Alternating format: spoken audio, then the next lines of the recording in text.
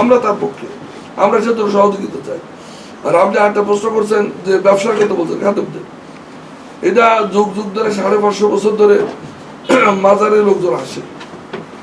আমরা খাদেমরা কোনো লোকের বাড়িতে বলে আসি না যে আমরা কুমির নিয়ে আসবেন, টাকা নিয়ে আসবেন, ওই কুমিরে খাবার টাকা, ছাগল মুরগি নিয়ে আসবেন, বা মুরগি না নিয়ে নিয়ে ঢোকা যাবে না, পয়সা নিয়ে ঢোকা যাবে না। 60 গম্বুজ মসজিদ আগে আমাদের প্রশাসন দেখাশোনা করতো, তখন ওইখানে পয়সা লাগতো না, গভর্নমেন্ট ওইখানে পয়সা দিচ্ছে। 60 গম্বুজ মসজিদ দেখার জন্য পয়সা নিচ্ছে, কিন্তু আমরা খান জানালি দরকার শরীফ দেখার জন্য আমরা কোনো চাঁদের ব্যবস্থা করেছি নাকি? তাহলে অন্যায় কারা করতেছে? আর যারা এটা বলতেছে ব্যবসা, আমাদের ব্যবসা কি আমরা হয়তো দেখাশোনা করি, ওইখানে মেনটেন্স হয়, মানুষকে বাজারে পয়সা দেবে না দেবে তার ব্যাপার। কুমিরে পয়সা দিয়ে বা কুমিরে খাওয়ানোর জন্য তো আমরা কিছু বিজ্ঞাপন দিই না তো, যে কুমিরে খাওয়ানোর জন্য আমরা হাসপাতালে নিয়ে আসেন।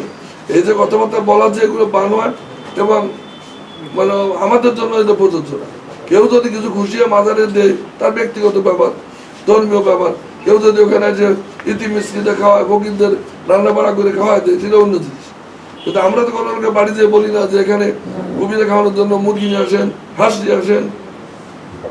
এটা যা বলতে প্রোপাগান্ডা চালাচ্ছে সবাবে, মাজারে যারা দেয় তারা দেবে, তাদের ব্যাপার, এটা পাবলিকের ব্যাপার।